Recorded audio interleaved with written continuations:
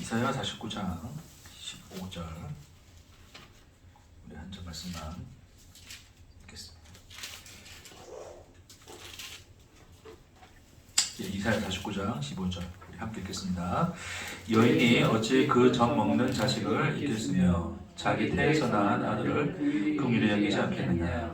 그들은 혹시 잊을지라도 나는 너를 잊지 아니할 것이라. 아멘. 오늘은 이제 그 관계에 대한 이야기를 조금 말씀을 좀 나누고자 해요. 관계. 그러니까 하나님과 우리 나라고 하는 이 관계. 하나님께서 이제 이 관계라는 것을 이제 하나님이 이제 창조를 이제 우리를 창조하셨을 때 결국 하나님의 어떤 창조 목적을 따라서 이제 우리를 창조하셨는데 우리를 창조하실 때 단순히 목적을 달성하기 위한 기계로 창조하지 않으시고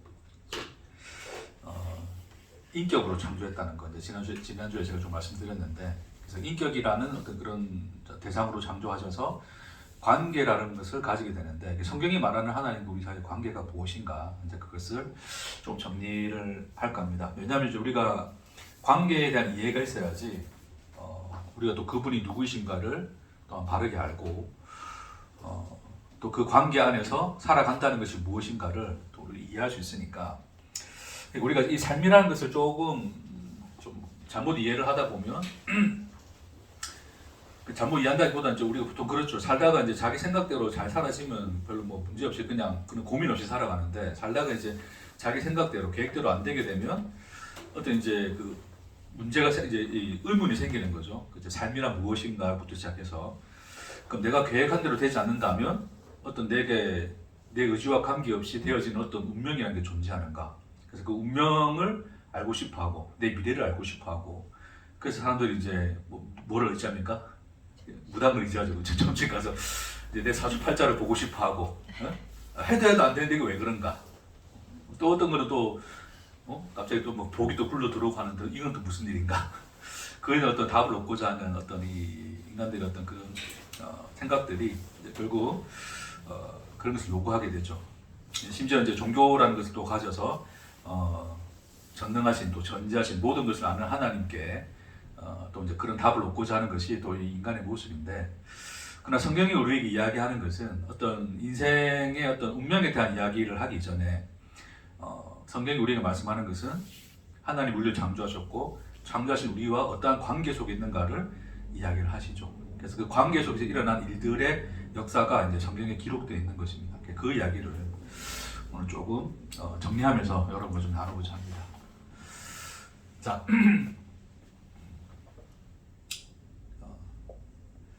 하나님께서 이제 우리 이제 창조하셨죠. 하나님 여기 나와 있습니다. 자, 하나님이 이제 그 창조한 이유는, 성경에서 하나님은 이제 사랑이라 그러시죠. 근데 사랑이라고 하는 것은 이제 그 사랑이라는 속성이 이제 가지고 있는 것은, 사랑이라는 것은 뭐에서 어떤 사이에서 일어나는 겁니까? 그렇죠. 관계 속에서 일어나는 거죠. 그러니까 대상이 존재해야 된다는 거예요. 그러니까 하나님은 사랑인데 하나님이 사랑이시기 때문에 하나님의 사랑의 대상으로서의 나를 창조를 하신 거예요. 그렇죠? 그럼 우리는 하나님의 뭐의 대상입니까? 사랑의 대상이죠. 근데 사랑이라고 하는 그 속성은 이 대상을 어떤 이 사랑하는 자가 마음대로 할 수 있는 어떤 그 조작 가능한 것으로서의 대상을 요구하지 않죠. 내가 이제 로봇을 만들었어. 로봇가 자주 나오는데 로봇은 내 마음대로 하는 거야. 그럼 내 마음대로 조작하고 할 수 있는 건데, 우리가 그 사이에서 일어나는 어떤 그런 관계를 사랑이라 이야기하진 않죠. 왜요? 기계는 언제나 내 말을 잘 들을 거기 때문에. 그러니까 이 사랑이라고 하는 것이, 그러니까 이 사랑에는 속성 자체가 이 대상을 어떤 기계적 대상으로는 대할 수가 없다. 그러니까 그런 관계 속에 둘 수가 없다. 그러니까 하나님이 사랑의 대상으로서 창조한 이 존재자는, 이 창조된 대상인 나는 기계가 아니라 보다 인격이다. 그렇죠? 인격이란 거죠. 그러니까 하나님이 인격이라 그랬어요. 이제 사실은 이제 하나님을 인격을 표현하는 것은 이제 우리 편에서 사용하는 언어를 하나님께 갖다 붙여서 우리가 표현하는 거지만 어찌됐건 인격이라고 하는 그 의미 속에는 이제 뭐가 있어요? 여기 생각이 있고 그렇죠? 마음이 있고 또 뭐가 있습니까? 뭐 감정도 있고 또 뭐가 있어요? 의지도 있고 기타 등등 있어요, 그렇죠? 이런 것들을 토탈해서 그것을 가진 하나의 통합체가 뭐가 되는 거예요? 그게 인격이죠. 그러면 그 동일한 것이 우리에게도 있다 없다? 있다는 거예요. 왜요? 우리를 하나님 형상대로 지었다 했으니까 하나님이 인격이신 것처럼 우리도 그분의 인격대로 지으셨다 그런 거예요. 그러니까 우리도 뭐를 가지고 있어요? 생각을 가지고 있고 마음도 있고 감정도 있고 의지도 있고 이해되시겠습니까? 예. 이제 그런 대상을 우리가 지은 거예요. 그러니까 자, 이제 그래서 인격으로 지은 건데, 그래서 우리가 이 인격으로 지었다는 것은 하나님이 창조자이면서 주체자이나 이 하나님이 창조한 이 인간도 하나의 뭐를 띌 수 있는 존재가 된 거예요? 주체성을 띌 수 있는 존재가 된 거예요. 됐습니까? 네. 제가 뭐 이전에 일했던 스스로 존재하고자 하는 그 존재자로서의 뭐 있음이나 이런 것들 지금 이제 그런 단어들 너무 생각하지 마시고 지금 단순하게 그냥 생각하시면 돼요. 예, 이제 그런 제가 이야기들 하다 보니까 너무 이제 말씀이 어려워져서 여러분들이 좀 쉽게 이제 이런 것들을 이해할 수 있도록 이제 이렇게 좀 제가 말씀 좀 나누고자 하는 거예요. 그러니까 자 다시 자 하나님은 창조자이면서 자 쓸게요. 창조주죠, 그렇죠? 창조주 주체이세요. 주체이면서 이제 우리는 피조물이죠. 피조물이지만 이 인격이라는 이 요소 때문에 하나님이 주체이신 것처럼 우리도 뭐를 띌 수 있다? 주체적 성격을 속성을 뭐한다? 가지고 있다. 띌 수 있다는 거예요. 됐어요? 그러니까 내 마음대로 생각할 수 있다 없다. 내 마음대로 선택할 수 있다 없다. 내 마음대로 내 의지대로 할 수 있다 없다. 아니 세상의 일이 그렇게 되어진다 안 되어진다 떠나서 우리가 하는 우리가 살아가고 행동하는 행위에 대해서 우리는 우리 생각대로 우리 뜻대로 우리 마음대로 합니까 안 합니까?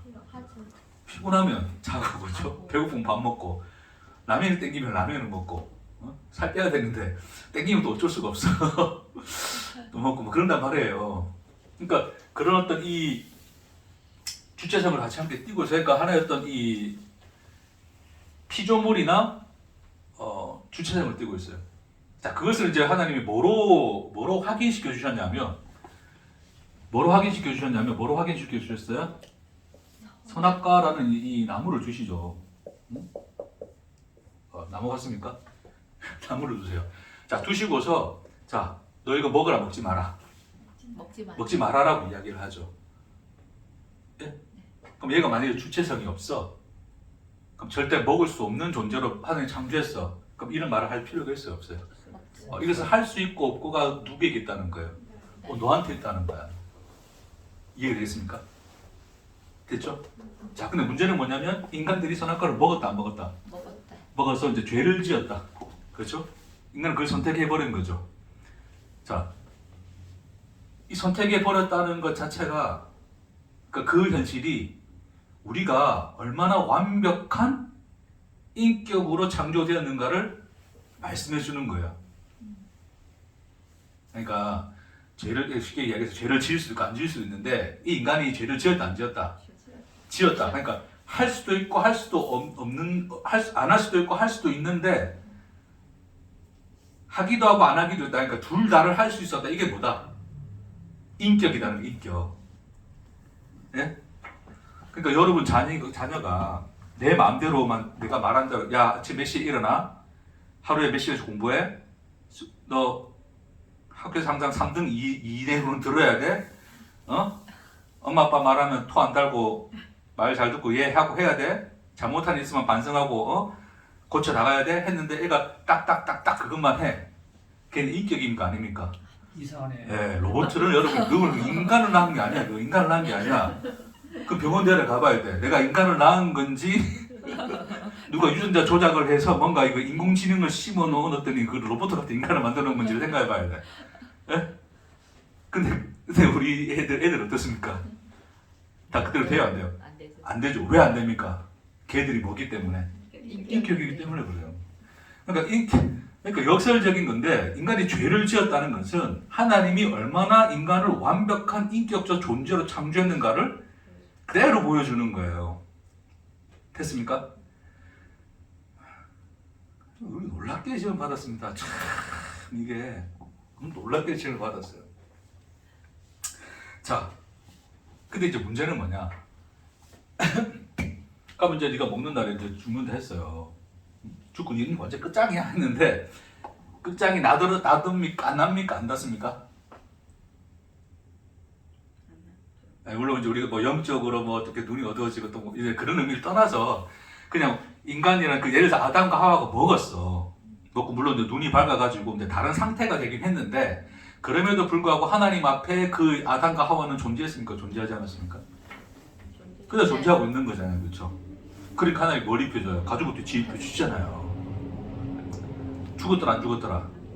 안 죽었더라. 왜 안 죽었을까? 희생 제물이 있어서. 거기서 이제 우리가 관계를 이해하는 거예요. 관계. 예. 이제 희생제물 이제 그거 같이 한 10발자국이나 앞서가시는 것 같아요. 이제 이야기하고 갑시다. 그러니까 결론적으로 선악과를 먹고 인간이 죄로 말미암아 이제 이제 죄를 지었는데 죄를 말미암아 이제 우리 영이 죽었다 그랬는데 어쨌든 이제 영이 죽었으나 어쨌든 그 존재 자체가 사라지지는 않았어요, 그렇죠? 예. 그런데 중요한 것은 하나님이 그것을 이제 이 인간의 이 죄라는 것을 해결하기 위해서 죄라는 것을 하나님이 없애기 위해서 해결하기 위해서 누구를 보냈냐면 누구를 보내었다? 예수 그리스도 하나님의 아들을 보내었다. 보내어서 예수를 달아 죽게 하셨다. 누구 위하여? 누구 대신에? 우리 대신에. 됐습니까? 자, 성경이 이야기하는 것은 단순하게 보면 그런 거예요. 너 죄 짓지 말에 너 죄를 지었어. 그리고 완벽한 인격이네. 하지만 근데 너 그 죽은 상태로 지낼 수는 없잖아. 내가 너 살려내야 되겠어. 내가 누구 보내겠다? 내 아들 보내겠다. 내 아들을 보내어서 생명 줘서 너를 다시 살려내겠다가 된 거예요. 이게 가장 간단한 이 기독교가 말하고 있는 복음의 핵심인 거죠, 그렇죠? 네. 그럼 결론적으로는 이 인간이 선악과를 먹음으로써 누가 죽게 됐어요? 하나님의 아들이 죽게 됐죠. 하나님의 아들이 죽었다는 것은 누가 죽는 겁니까? 결국 하나님 자기 자신이 죽는 걸 이야기하죠. 그러니까 그 말은 뭐냐면 하나님이 우리를 뭐로 창조했기 때문에 인격체로 창조했기 때문에 결국 누구의 죽음을 가져왔다? 하나님의 죽음을 가지고 왔다. 그러니까 뭐를 이야기하냐면 하나님 우리를 인격이라는 존재로 창조하는 창조 행위 자체가 누구를 죽이는 행위예요? 하나님 자기 자신을 죽이는 행위예요. 그러니까 이미 하나님은 우리를 인격으로 이 사랑이나 속성이 우리를 인격이라는 대상으로 만들어내는 창조 행위 자체가 하나님 자기 자신을 스스로 십자가에 달아 죽이는 그 일이셨다. 창조 행위 자체가 뭐였다? 십자가였다. 그러니까 십자가는 거슬러서 뭐를 얘기해 주냐면 결국 그러니까 너 죄를 지었으니까 내가 너를 용서해 줄게. 그래서 십자가 내가 대신 져서 죽어서 용서해 줄게. 이 차원을 넘어서서 너희를 그렇게 창조하신 하나님의 창조 행위가 무엇인가를 보라는 거예요. 그 행위 자체가 뭐였다? 하나님의 자기 죽음, 자기 십자가였다. 됐습니까? 오늘 다 했는데 저렇게. 자, 그러니까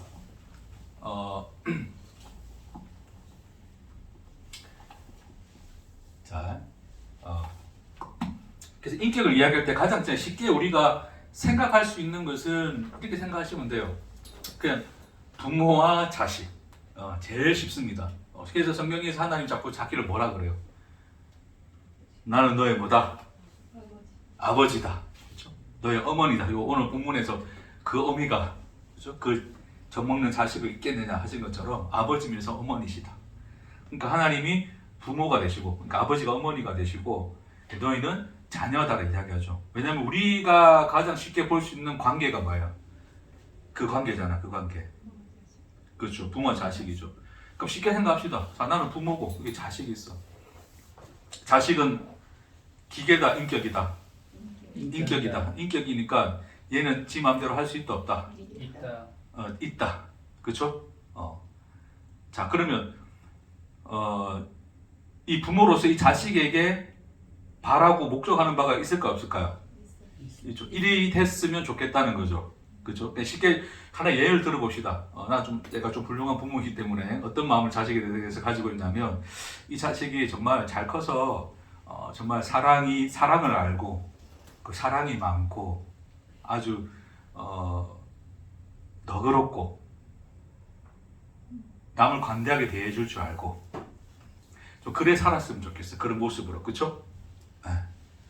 자, 그런 목적은 있으나 이 자녀가 잘하는 거 보니까 그렇게 살 것 같습니까? 안 살 것 같습니까? 안 살 것 같으니까 어떻게 합니까? 이 자녀에게 잔소리. 야단도 치고, 그렇죠? 이것도 해라 저것도 해라 이제 우리가 또 그것도 하죠, 그렇죠? 그러니까 자녀가 뭔가 이제 엇나가는 것을 보았을 때는 관여를 한 걸 해요, 그렇죠? 하지만 모든 일거수일투족에 대해서 모든 어떤 이런 행위나 어떤 생각과 그런 감정들에 대해서 우리가 조작 가능합니까? 안 합니까? 가능합니까? 못해요. 그런 걸 이제 지배하려는 부모들이 있더라고요. 이거 무서운 거죠, 그렇죠? 그러니까 그런 것 자체가 안 되죠. 그걸 뭐라고 한다? 인격적인 관계다 그러는 거예요. 관계다 그러는 거예요. 자, 그럼에도 불구하고 우리는 이 자식을 향한 어떤 우리가 품고 있는 어떤 그 목적을 따라서 살기를 바라는 거예요. 근데 그것은 어떤 우리가 이제 이 조작을 해서 만들어내는 것이 아니라 이 주체자인 나에 대하여 이 또 다른 하나의 주체자로 있는 이 내 자식이 자라서 스스로 이 아이가 사랑을 알고 그래서 사랑이 되는 것. 그러니까 이 평강과 은혜와 영광과 이런 가치를 알아서 그 속에 그런 것들이 차서 얘가 어떤 행위를 한다 안 한다 했던 개념을 떠나서 그런 어떤 이러한 존재자로서 서 있기를 바라는 목적이 있단 말이에요. 그렇죠? 자, 근데 우리가 인간적인 부모로서는 그게 됩니까 안 됩니까? 우리는 한계가 있다 이죠. 그렇죠?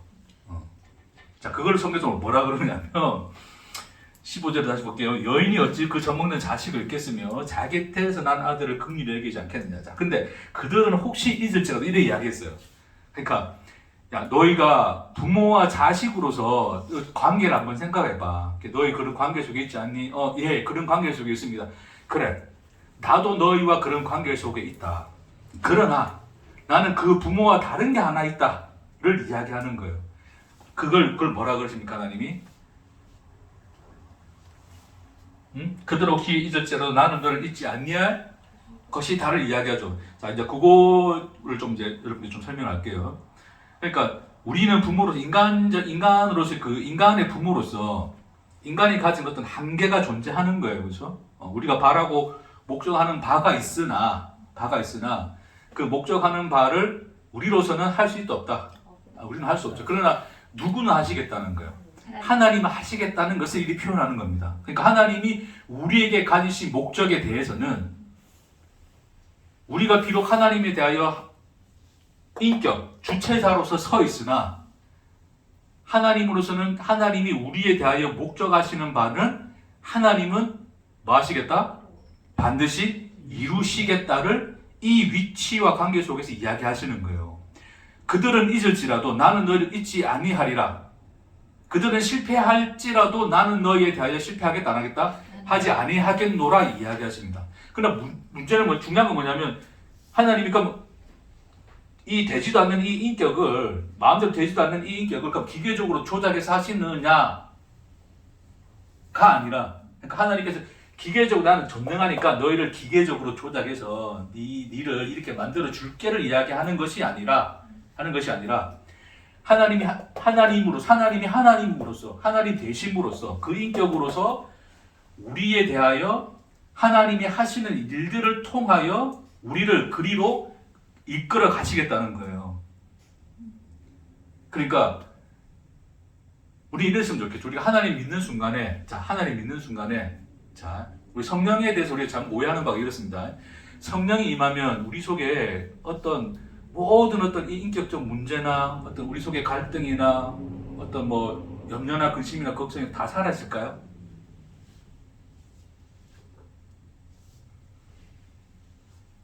자, 그럼 이런 물어봅시다. 여러분 성령 받았습니까?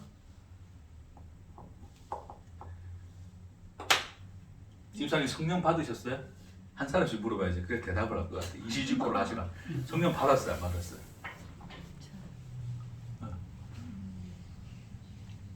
받을 때도 있는 것 같고 안 받을 때도 있는 거고 왜냐면 그냥 그럼 하나님이 성령을 좀 주고 다음날 또 조금 줬다 말았다 그러실까? 그거는 아니죠. 아, 그럼 어떻게 왜 묻는 거예요? 성령을 받았어요, 안 받았어요? 한 명. 너무 어려운데요. 저봐. 야, 우리 막무가내 집사님. 그 하나님만이 아시겠죠. 야, 베드로인데 완전히 주님만이 아십니다.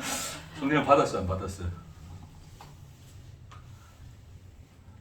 옛날에 성령 받았다고 생각했는데 응. 요새는 모르겠어요. 아, 진짜 큰일 났네. 성령 없이 구원이 없다 했는데 구원도 안 받는 사람들 왜 여기 앉아 있어? 뭐 알아듣겠어요 이거? 성령도 안 받았는데 좀 압박을 해봐요. 집사님 성령 받았어요, 안 받았어요? 잘 모르겠어요. 우리 권사님 성령 받았어요, 안 받았어요? 집사님 성령 받았어요, 안 받았어요? 몰라요. 야, 이거 책임일배. 이 책은 책임일배야 이거. 이거 책임일배야 이거. 아니 성령으로 하지 아니하고는 예수를 주로 신할 수 있다 없다. 없다. 예수를 주로 신합니까 안 합니까? 주로 신 안 하는 건가 보네요. 모른다는 거 보니까. 주로 신하면 그건 네가 하는 겁니까? 성령이 하는 겁니까? 그러니까 성령 받았어요, 안 받았어요? 자, 여러분 대답이 맞아요. 왜냐면 자, 그걸 설명해 드릴게요. 그러니까 성령에 대한 오해가 뭐냐면 자, 성령이 들어오시면 절대 나는 죄도 안 짓고 거룩한 것만 생각하고 모든 의가 완성되고 선하고 아름답고 사랑이 충만한 그런 걸로 그냥 완전히 되어버릴 것 같아. 그냥 완전히 변해버리는 거야 이거. 그렇죠? 자, 그런 의미로서 우리가 성령을 본다면 성령을 받았습니까? 안 받았습니까? 안 받았죠. 근데 안 받았다고 하기에는 또 예수를 믿습니까? 안 믿습니까? 믿어요. 믿죠. 그러니까 예수는 믿는데 여전히 내 속에 뭐가 있는 거예요? 제가 죄도 있고 염려도 있고 근심도 있고 걱정도 있고 세상 사람들이 가지고 있는 것들 다 있다 없다? 있다. 그러니까 예수 믿는 거 하나만 좀 다른 것뿐이지 나머지 다 있다 없다?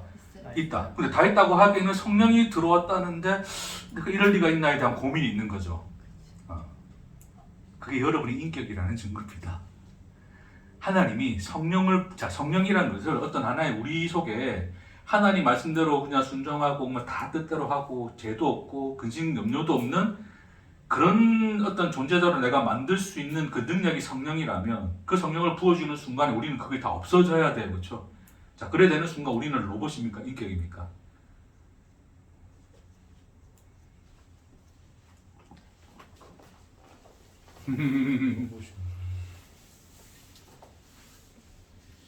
근심 걱정은 해서는 안 되는 로봇이 되는 거죠.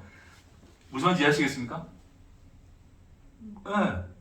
그러니까 성령이라는 것을 마치 얘가 뭐 문제가 많아. 근데 성령을 한번 부어주고 나니까 문제가 싸그리 다 없어지는 존재가 됐어. 완전히가 완벽한 하나님 앞에 완벽한 어떤 존재가 돼버렸어. 자, 하나님은 그러면 그 순간 우리를 뭐로 만드셨다? 네, 기계로 만들어 버리십니다. 근데 성령은 그렇게 우리에게 오신다 안 오신다? 오시지 않는 거예요. 우리가 성령에 대해서 성령을 받으면 모든 것이 다 이게 해결될 것처럼 생각하는 우리의 인식이 내가 성령을 받았음에도 내 속에 여전히 존재하는 어떤 죄와 염려와 근심과 이런 여러 가지 생각들 때문에 성령이 없는 것 같기도 하다는 뭐를 가지게 해요? 의문을 가지게 하는 거예요. 그러니까 여러분은 내가 받았다 확실하게 말할 수 있다 없다? 없다. 그러니까 다 뭐 하는 거예요? 그걸 좀 모르겠다고 자꾸 회피하는 거예요. 이게 회피하고 싶은 거예요. 받았다라고 자신하기에는 너무 내가 죄스럽고 안 받았다 하기에는 또 하나님은 믿는 게 있고 하나님이 이런 인격들을 대하여 오늘 또 우리에게 말씀을 주시고 말씀으로 대화를 하시고 우리의 하나님이 되시고 우리와 함께 하신답니다. 할렐루야. 그러니까 이 그 인간을 성령을 주어도 성령을 하나님 주어서 하나님을 알고 깨닫게 하고 예수를 믿게 하고 그렇게 한다 할지라도 말씀을 알아듣고 깨닫고 또 기쁨도 있고 찬송도 있고 영광스럽도 있다 할지라도 여전히 인간들은 또 다른 가능성을 가지고 있다 없다? 가지고 있더라고요. 왜요? 여전히 뭐기 때문에? 인격이기 때문이죠. 그렇죠? 그러니까 하나님이 목적을 이루신다는 것은 하나님 어떤 자기 목적을 위해서 성령이라는 어떤 하나님이 의지대로 만들어 버릴 수 있는 어떤 대상으로 만들어서 목적지로 끌고 가시는 것이 아니라 우리 스스로가 하나님이 하시는 일들에 의하여 우리로 하여금 뭐를 하신다? 설득당하게 하신다. 그 얘기입니다. 제가 하나님에 대해서 설득이라는 표현을 써서 죄송합니다, 여러분. 설교가 뭔지 아세요? 설교가? 제가 왜 오늘 무슨 설교를 합니까, 지금 여러분에게? 설득하는 거예요. 그래.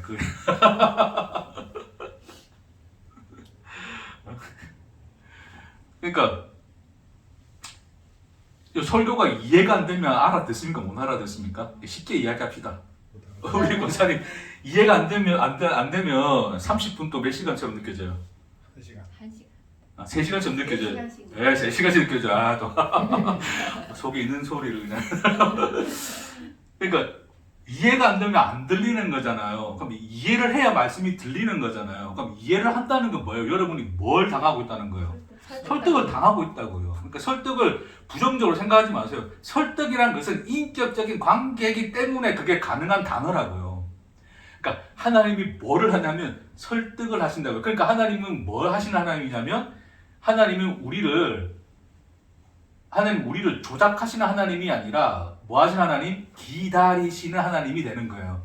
그러니까 탕자가 나갔어요. 그렇죠? 그럼 탕자를 나갔으면 하나님이 저 인간 저래 놔주면 죽으니까 저 인간 하인들 보내가지고 끄집어 데리고 왔습니까? 기다렸습니까? 기다렸어요.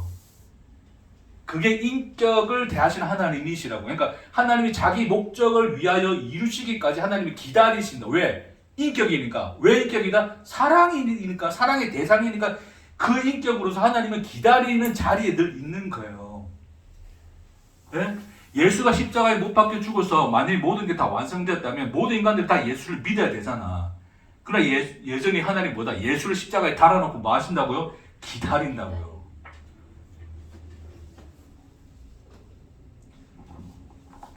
그러니까 우리의 운명이라고 하는 것은 이렇게 생각합시다, 여러분. 맞아요. 우리가 생각해보면, 우리 살다 보면, 우리 의지대로 안 되고, 우리 인격이 있고, 뭐 선택을 하고, 뭔가 의지도 가지고 해보지만, 이게 다 마음대로 됩니까? 안 됩니까? 안 되죠. 안 되니까 항상 우리는 뭘 생각하냐면, 우리가 생각하고, 우리가 의지대로, 우리 뜻대로 뭘 하고자 하는 것 너머에 뭔가가 있다는 걸 생각을 하게 돼요. 그래서 우리 그걸 뭐라 그러냐면, 운명이라 그러죠. 운명. 자, 나는 이렇게 해보려고 했는데, 잘 안 됐어. 그럼 잘 안 된 것에 대해서 우리는 뭐라 이야기합니까? 결국 그게 운명이 있기 때문에 그런 거예요. 우리 이 운명으로 이제 돌리는 거예요. 운명. 네, 운명. 여러분, 운명이라는 게 있습니까? 없습니까? 운명이 뭡니까? 일단 운명이. 정해져 있는 길. 네. 그렇게 표현하는 게 제일 좋을 것 같아요. 그렇죠? 뭔가 정해진 뭔가가 있다는 거예요. 그렇죠? 그러니까 사람들이 뭘 본다고요? 사주팔자를 본다고. 사주팔자를. 정해진 운명. 그러니까 왜냐면 내 의지대로 살아봤는데 의지대로 안 되는 일들이 있으니까 내가 생각하는 인생이라는 것은 어떤 내 의지대로 이렇게 풀어지고 뭐 생각대로 갈 줄 알았는데 그렇게 되지 않아. 그러니까 내 인생이라는 것은 이건 너머에 뭔가가 존재하는데 그것을 우리는 운명이라 부르는 거예요. 운명이라는 게 있는 것 같아. 운명이 있는 것 같아. 예수 믿고 안 믿고. 자, 예수 믿을 운명과 예수 믿지 않을 운명이 있습니까? 없습니까? 또 이런 질문 들어가면 또 이제 사람들이 어려워해요. 그렇죠? 그거 어떻게 내가 알 거냐고. 성경은 운명에 대해서 이야기를 해요. 운명이 딱 그럽니다. 됐습니까? 그런데 내 미래에 대해서 뭐 예수 믿게 돼 있다, 안 믿게 돼 있다 이런 그러니까 뭔가 내 길이라는 것이 정해져 있다, 내 선택이라는 것이 정해져 있고 내가 이렇게 살아야 될 길이 정해져 있다라고 생각하는 것에 대해서 우리는 그걸 운명이라 그러는데 저는 그것을 뭐라 부르냐면 기계적 운명이라고 제가 부르겠습니다. 그러니까 사주팔자처럼 나라는 이 존재에 대해서 뭐가 있다? 정해진 길이 있다고 생각하는 거죠. 자, 그럼 정해진 길이 있으면 내가 아무리 발버둥 치고 이리씩 날뛰고 저리 날뛰어도 나는 어디로 가게 돼 있다? 그 길로. 네. 1번부터 10번까지 길이 있는데 내 운명의 길은 뭐 예를 들어 5번이야. 그럼 내가 7번, 8번, 9번이 좋아 보이고 글로 가려고 해도 나는 결국 어디로 가게 돼 있다? 5번으로 가게 돼 있다라고 생각하는 거지. 그게 이제 사주팔자예요, 사주팔자. 그렇죠? 자, 근데 그런 것들은 이 인간들의 인생이 어떤 시나리오에 의해서 결정돼 있다라고 하는 기계적 운명이에요. 기계적인 운명. 발음 제대로 하겠습니다. 기계적 운명론 됐습니까? 인간이 가진 인식들이 그런 거예요. 근데 성경은 그런 기계적 운명에 대해서 이야기를 하신다 안 하신다? 여러분 아브라함 인생을 생각해봅시다. 다시 한번 아브라함 인생. 자, 아브라함 인생은 어떻습니까? 하나님이 정하신 길로 갔습니까? 그냥 아브라함이 살았습니까?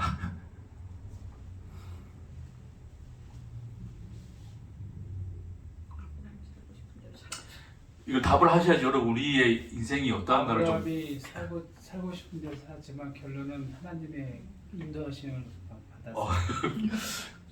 결론 벌써 다 났네. 그렇죠? 다 알고 계신데 제가 뭐 더 설명할 거를 없고. 자, 성경이라고 하는 것은 이미 일어난 일들에 대한 기록인 거예요. 그러니까 우리가 일어나고 난 뒤에 보고 나니까 야, 아브라함이라는 것이 이런 운명에 의해서 끌려왔구나라고 보게 되는 거죠. 자, 근데 우리 그래서 지나온 시점에서 보니까 그런 건데 살고 있는 시점에서는 그런 시나리오라는 게 존재합니까? 안 합니까? 안 한다고요. 치열한 관계만 존재해요. 누가 누구의 관계? 하나님과 아브라함이라는 관계만 존재해요. 그 사이사이에서 하나님이 어떠한 일을 해오셨는가를 기록해 놓은 것이 뭐다? 성경이지. 야, 아브라함 인생에서 하나님이 이런 시나리오를 가지고 이렇게 가게 만들었어를 설명하는 게 아니라고요. 우리 성경을 이해할 때 그렇게 생각하셔야 돼요. 그러니까 성경에서 말하는 운명이라는 것은, 자, 운명이라는 것은 그렇게 시나리오로 짜여진 기계론적 운명이 아니라 관계적 운명입니다. 그 말이 뭐냐면, 자, 하나님이 아브라함을 불렀어요. 자, 나는 너의 하나님이야. 나는 내가 너에게 복을 주어. 너로 큰 민족을 이루고, 내가 너에게 뭐가 되게 하리라? 복이 되게 하리라. 라는 하나님이 뭐를 가지셨다고요? 자기 목적을 가지셨어요. 자, 그럼에도 불구하고, 자, 아브라함은 그 운명대로 살았습니까? 그냥 지 인격대로 살았습니까? 지 인격대로 살았더라. 자, 그 살았더라에 대한 내용들이 이제 구글절절이 나오잖아요. 자, 그래서 그런 인격을 가지고 사는 이 아브라함에 대하여 하나님이 그를 어떻게 인격으로 대하시고 그를 설득하여 기다리시고 인도하여 하나님이 목적하신 그 길로 가게 하셨는가를 성경은 뭐 하고 있어요? 기록하시는 거예요. 예? 그러니까 우리가 알아야 되는 건 뭐냐면 내 인생에 대한 운명이 어떻게 정해져 있지에 대한 그런 거를 성경에서 찾는 것이 아니고 하나님과 나 사이에 이 관계적 운명이라는 게 무엇인가? 자, 아브라함이 하나님의 약속을 뭐 잊어버렸는지 모르겠지만 기근이 왔어요. 자, 근데 이 땅을 내가 약속의 땅으로 주겠다고 했어요. 그러면 믿음이란 걸 가졌으면 이 땅에 기근이 와도 있어야 돼, 가야 돼? 예? 있어야지, 그렇죠? 근데 아브라함은 어떻게 했어요? 갔어요. 자, 그러면 하나님은 이거 인간 믿지도 않네. 인간 이거 내다버리고 다른 애 선택해야 되겠다. 하나님이 그러셨습니까? 아니요. 그럼에도 불구하고 사라 자기 아내를 누이라고 속이는 그런 그 인간의 모습을 보더라도 하나님은 여전히 뭐 하셨더라? 그의 하나님이 되어 그 자리를 떠나셨더라, 안 떠나셨더라? 안 떠나셨더라를 이야기하죠. 그래서 하나님이 이러하셔서 그를 돌이켜 다시 땅으로 불러오셨다를 성경은 기록하는 거예요. 그러니까 그 속에서 하나님이 말씀하시는 것은 어떤 아브라함에게 주어진 기계론적 운명에 대해서 이야기하는 것이 아니라 하나님과 아브라함, 하나님이 아브라함에 대하여 어떤 하나님인가, 그 관계가 무엇인가, 끊을 수 없는 그 관계적 운명이 무엇인가를 성경 우리에게 질문하는 거예요. 예? 그러니까 오늘 이 본문에서도 여인이 어찌 그 젖먹는 자식을 잊겠으며 자기 태에서 난 아들을 긍휼히 여기지 않겠느냐. 자, 너희가 부모와 자식이라는 관계 속에서 생각해봐라. 네가 자식이 아무리 잘못하고 뭐 한다 하더라도 너는 네가 그 엄마라는 것을, 네가 그 아버지라는 것을, 그 이름을 버릴 수 있느냐?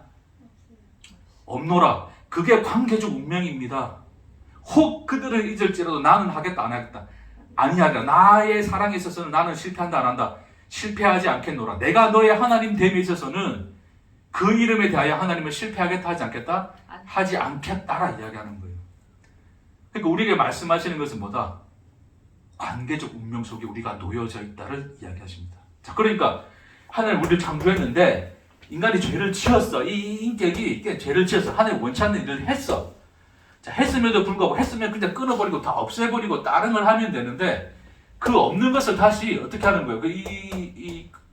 인간이 스스로 죄를 지어서 스스로가 타락한 이 인간에 대하여 하나님이 자기가 그의 하나님이신 것을 끊어내셨어요? 안 끊어내셨어요? 안 끊어내셨다가 예수가 이 세상에 와서 십자가에 달려 죽음으로 뭐 하신 거예요? 확증하셨다고요. 예수가 십자가에 달려 죽으시는 그 죽으심은 하나님과 우리 사이에 이 관계적 운명이 어떻게 엮여져 있는가를 예수의 십자가를 통해서 확언하시고 확증하신 거란 말입니다.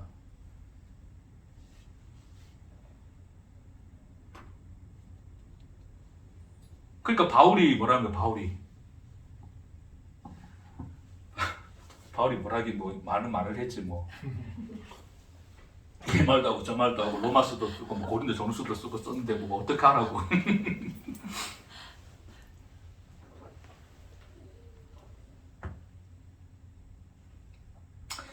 이 세상 무엇도 그 누구도 예수 그리스도 안에 있는 하나님의 사랑에서 우리를 끊을 수가 없다. 그런 관계적 운명에 대하여 하나님은 실패하지 않으신다. 그 얘기를 하시는 거예요. 예? 그러니까 여러분, 자 이제 결론입니다. 아직 30분 안 지난, 30분 지났나요? 자 결론입니다. 그럼 우리 뭐 어떻게 살까요? 어떻게 살면 되겠습니까?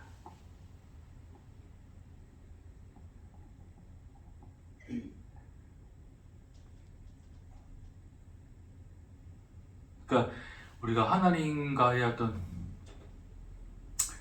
관계를 잘못 이해를 하면 이런 거예요. 우리가 인간 관계에 있어서 이 집사님과 내가 관계를 맺었어, 그렇죠? 집사님 내가 목사인데 나는 목사로서의 소임을 다하고 집사님도 소임을 다해야 돼. 그러면 우리 서로 관계가 좋아요, 안 좋아요? 좋아요. 근데 이제 이 집사님이 자꾸 저보고 설교 맨날 왜 그렇게 길게 하냐고 나한테 목 미역서 자꾸 그러면 관계가 좋을까 안 좋을까? 관계가 틀어지죠, 그렇죠? 그러니까 이 집사님이 목사님과 관계를 좋게 하기 위해서 뭐 하는 거야? 늘 신경 쓰고 조심하고 말도 조심하고 행동도 조심하고 그런단 말이에요. 자, 우리가 잘못 이해한 하나님 관계라는 이름을 잘못 이해하면 그렇습니다. 하나님과 관계를 난 잘하기 위해서 난 날마다 뭐 해야 돼?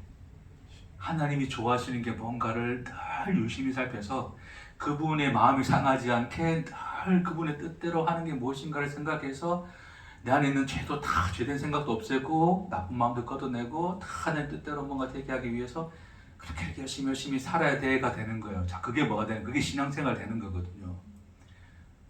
그럼 여러분 그게 뭐가 되냐면 관계의 노예가 됩니다. 네? 하나님이 우리에게 맺으신 관계는 자유입니다. 너와 내가 어떤 운명적 관계에 있는가를 십자가를 통하여 보라고 하나님이 보여주신 거예요. 그것은 하나님이 우리와 어떤 관계적 운명 가운데 계신 하나님이신가를 예수를 통해 보여줬는데 우리가 그것을 그걸 확인한 자가 어찌 그럼 하나님 마음에 들기 위해서 내가 이 관계를 유지하기 위해서 이래야 저래야 된다를 우리가 그거를 생각할 필요가 있을까요? 없을까요? 없다고요. 네? 제가 뭐라 그랬어요? 관계가 뭐라 그랬어요? 관계가 상대적입니까? 절대적 운명입니까? 운명이라고요. 다시. 자, 내 자식이 못된 짓을 했어. 그럼 나는 그날부터 그 아이의 엄마가 아닙니까? 아니. 그게 관계라고요. 관계. 하나님이 우리와 두신 관계라고요. 관계라는 운명이라고요. 그러니까 이 자식의 행함과 관계없이 하나님, 사랑이신 하나님이 만들어낸 관계라고요. 그 누가 끊을 수 있다 없다고요. 그걸 십자가로 이야기하시고 확정하신 거예요. 그러니까 우리 편에서 하나님과 어떤 좋은 관계를 위해서 뭐 이런저런 걸 맺고자 그렇게 애쓰라고 하나님이 하셨다 안 하셨다? 안 하셨다. 그걸 열심히 했던 자들이 율법주의자들이고 바리새인들이라고요. 그러니까 오늘날도 사람들이 그러죠. 요즘 내가 좀 신앙이 안 좋은 것 같아 그러면서 새벽기도도 안 나가고 11조도 좀 떼어먹고 주일 성수도 한 번씩 안 했더니 뭔가 하나님과 멀어진 것 같아. 우리 그래 느끼는 거잖아요, 그렇죠? 우리 편에서 느끼는 그런 어떤 계약적 관계가 그런 의미로 우리에게 이해가 되어지지만 하나님 편에서 우리에게 말씀하신 관계는 그것으로는 흔들릴 수 없는 관계니라를 이야기해요. 그러니까 네가 나와 어떤 좋은 관계를 맺기 위해서 그걸 목적하여서 애쓰고 그걸 위해서 살지 말아라고 하나님 요구하십니다. 자, 다시 내가 내 자식이 있는데 야, 네가 이렇게 살았으면 좋겠어. 그래 살아야지 엄마 아빠 마음이 편할 것 같아. 자, 그럼 내 자식이 엄마 아빠 마음이 편하게 하기 위해서 그런 삶을 끊임없이 살아가고 있다 생각해봐요. 자, 여러분 그런 자식을 보면서 마음이 흐뭇하고 평안합니까? 예를 들어서 이런 거지. 얘가 거짓말을 했어. 부모들 알잖아요, 거짓말하는 거. 거짓말을 했어. 그 거짓말 잘못이야, 안 해요? 잘못이야. 아까 우리 거짓말, 야, 거짓말하지 마. 고쳐. 절대 거짓말하지 마. 했어. 자, 그러니까 이 아이가 그래, 나 거짓말하면 또 엄마하고 사이가 틀어지지. 거짓말 절대 하면 안 돼. 왜 거짓말했을까? 나 거짓말하면 안 되는데 왜 자꾸 거짓말했지? 거짓말하는 나는 나쁜 아이야? 그렇게 방 안에서 웅크리고 가만히 이렇게 자신의 죄에 대해서 열심히 연구하고 생각해서 그 죄를 없애기 위해서 몸부림치고 있다면 여러분 마음이 어떻겠습니까?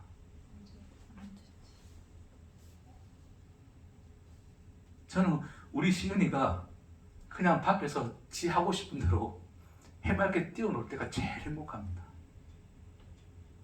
음악 틀어놓고 흥얼흥얼 노래 부를 때가 제게는 가장 큰 기쁨입니다. 그러니까 하나님이 우리에게 바라시는 인생이라는 게 그런 거예요.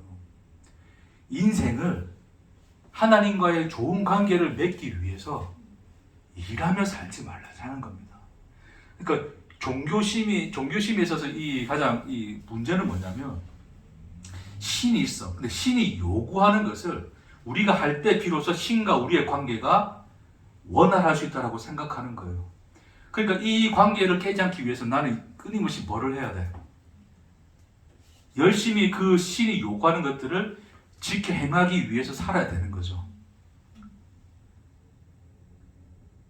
그러니까 인생 자체가 뭐가 되냐면 인생 자체가 관계를 유지하기 위한 관계를 유지하기 위한 일, 애쓰는 게 되는 거예요. 내가 오늘 이런 행동인데 하나님 기뻐하실까? 내가 저렇게 살았는데 하나님 즐거워하실까? 하나님의 기쁨이 되었을까에 그런 고민 속에서 늘 인간은 그 관계의 노예가 되어서 산단 말입니다. 근데 하나님이 우리에게 주신 관계는 자유입니다. 자유라 그러십니다.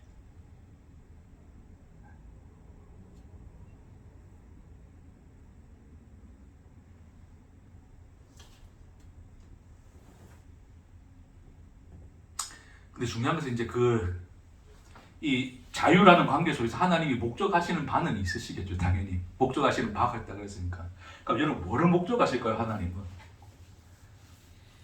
뭐를 목적하실까? 하나님이 집사님 인생에 뭐를 바라시는 것 같아요?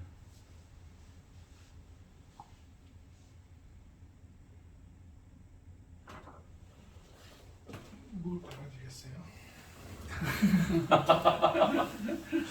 이제 우리가 복음으로 너무 자유롭게 돼가지고 아무 생각 없이 살고 뭐 그런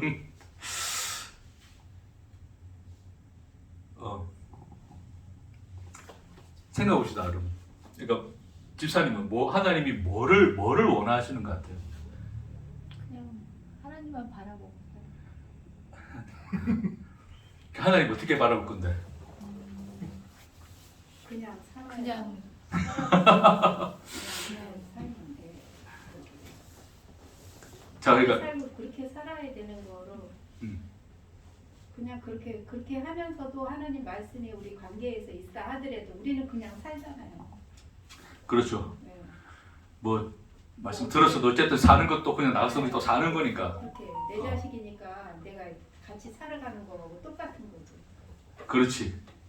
자, 근데 중요한 것은 하나님이 우리에 대한 뭐가 있다고 그러시냐면 목적이 있다는 거예요. 그러니까 그 목적을 묻는 거예요. 우리는 그냥 살 수도 있어. 우리 그냥 살 수 있. 당연히 우리는 또 우리에게 주어진 삶을 살아야지, 당연히. 그렇죠? 근데 하나님이 가지신 목적이 있다는 거예요. 목적. 자, 그러니까 우리의 인생을 하나님이 우리를 지으시고 이 인생 속에 창조를 해서 인생을 주셨어요. 그렇죠? 자, 근데 인생을 그냥 우리가 그냥 드라마 보듯이 그냥 한평생 살았어. 살다가 죽었어. 단순한 그 이야기로 사는 것이 그냥 사는 게 아니겠죠. 그러니까 그냥 산다는 생각을 우리가 이제 그냥 우리의 인생을 있는 그대로 산다는 것을 어떤 그냥 아무런 뜻도 없고 의미도 없이 목적도 없이, 그러니까 우리는 그럴 수 있어요. 그러니까 우리는 꿈도 없고 목적도 없고 뭔가 별 생각 없을 수도 있어. 그러니까 우리 편에서 이야기하는 게 아닙니다. 우리 편에서는 없을 수도 있어요. 그렇죠? 근데 성경에서 하나님이 목적하시는 바는 있다 그러시는 거예요. 그렇죠? 지난주에 나눴던 것처럼 내 영광을 위하여, 내 영광의 찬송이 되게 하기 위하여라는 하나님의 뭐를 가지고 계신 거예요? 목적을 가지신 거예요.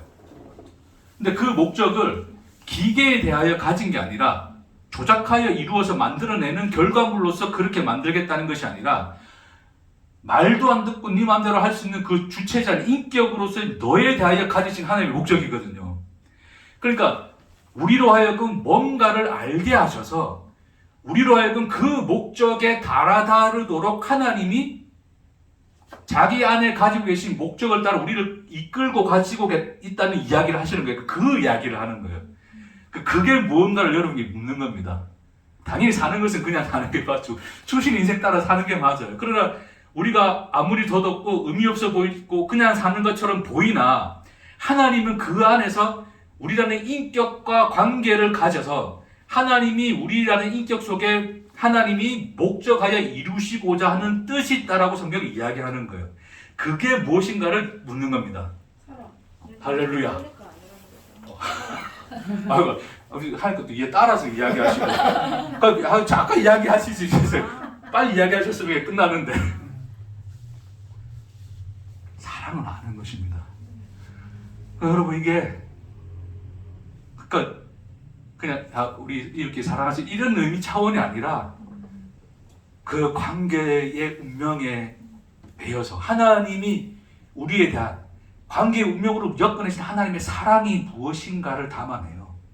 네가 사랑이 되어라를 목적하십니다.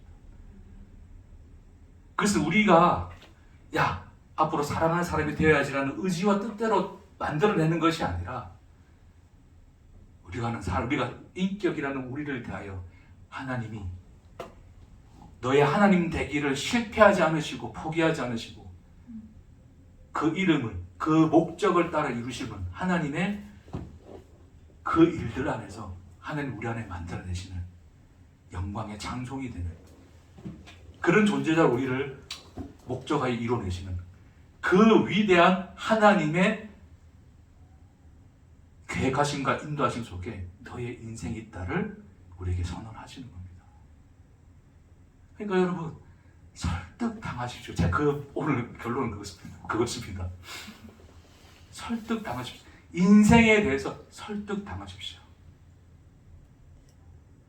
하나님이 우리를 인격으로 대하여 기다리시고 찾아오시고 이해시키시고 오늘도 참아내시고 오늘도 말씀하시고 대화하시고 끊임없이 그 시간을 나와 함께 살아가시는 그저 살아가는 인생 안에서 설득당하십시오. 그게 우리가 할 일입니다. 아멘.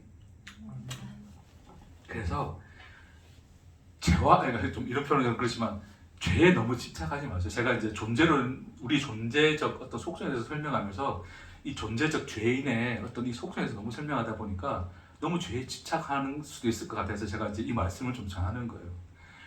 죄가 무엇이고 스스로 존재가 되고자 우리의 존재가 되고자 우리의 욕망이 무엇이고 타락이 무엇이고 우리가 아는 것도 필요하지만 그렇게 우리는 하나님이 반성하고 방 안에 그냥 이렇게 어두운 방 안에 깜깜한 방 안에 틀어박혀서 죄를 걷어내려고 애쓰지 말고 너에게 주신 생명을 살아라고 하십니다. 그걸 사십시오, 여러분. 이야기 말하고 마칠게요. 여러분, 저도 주식이라는 걸 한번 사봤어요. 한 100만 원치 사봤는데 이게 올랐을까요? 떨어졌을까요? 떨어졌어요. 할렐루야. 그걸 어떻게 알았어요? 얼굴 보면 얼굴 인상 보니까 알겠어요? 내 마음대로 안 되는 떨어졌어요. 내 욕심. 기분이 좋을까 안 좋을까? 안 좋죠. 제가 무슨 생각을 했을까? 다시는 하지 말아야지. 아니 그냥 나중에 저기 빨간 거 될 때까지 기다릴 거예요. 없는 돈 치고 전에 무슨 생각 들었을까? 목사라는 게 주식 사가지고 뭐하냐 지금? 응? 네가 하나님을 못 믿고 그냥 뭐 그게 바로 사랑이요. 그러니까 못 믿고 네가 불안해서 돈 좀 빨리 어떻게든 벌어보려고 뭐하는 이 생각이 가득하겠죠, 그렇죠? 후회하겠죠. 마음은 그래 들었는데 처음 그랬어요. 떨어지니까 화도 나고 뭐야 이거 그래가지고 하는 족족 안 되네 진짜. 하나님 진짜 너무 하시는 거 그런단 말입니다. 그래서 앞으로는 이런 마음 가지지 않아야지. 근데 여러분 생각해보세요. 저도 오죽하면 그러겠습니까? 먹고 살 길이 막혔으니 로또라도 사보고 어떻게 해보고자 하는 이 인간이 뭐 어쩌라고 그러겠습니까?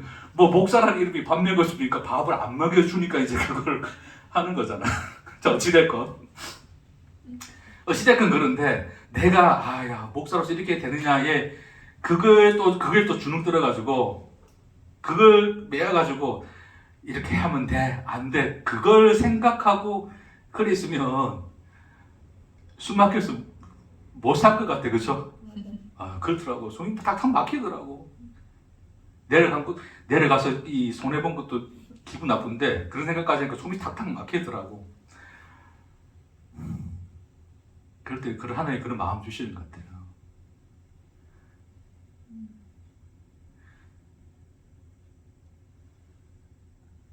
숨을 쉬어라. 목마르면 물을 마셔라. 배고프면 밥을 먹어라.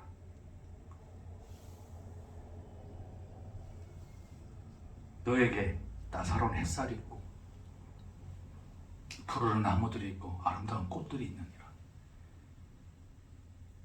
그것을 살아라. 너의 죄와 싸우지 말고 내가 너에게 준 생명으로 살아내라.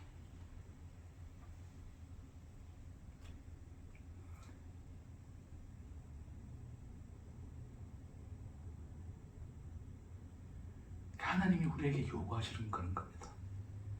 우리에게 죄와 싸우라고 예수가 십자가에 죽지 않았어요. 하나님이 우리에게 주신 생명은 살라고 주셨습니다. 사십시오, 여러분. 하나님이 주신 영광을 살고 은혜를 살고 긍휼과 사랑과 그 부유함을 사십시오. 그렇게 살아내어 설득당하십시오. 그것이 우리 성도의 영광스러운 부르심입니다. 기도하십시다.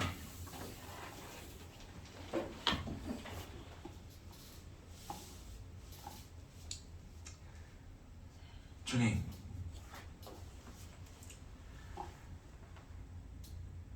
죄에 파묻혀 죄를 해결하려고 우리가 무던히 애를 썼나이다.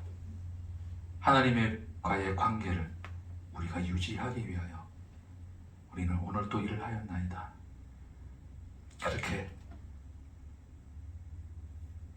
관계를 억압으로 여겼던 우리에게 예수를 보내어 하나님 우리와 맺으신 관계는 억압이 아니라 긍휼과 은혜와 사랑이다. 우리에게 자유를 주시며 생명을 주시기 위함이다. 그리 우리에게 복음을 전하신 하나님을 찬송합니다. 오늘 또 십자가에서 우리에게 비춰진 이 복음 안에 날마다 우리 인생 안에서 하나님께 설득당하여 살게 하옵소서. 죄를 묵상하기보다 하나님이 주신 생명을 바라보고 햇살과 푸르른 숲과 아름다운 꽃들로 살게 하옵소서. 그렇게 우리 안에 하나님의 사랑이 채워지고 사랑이라는 존재가 되게 하옵소서.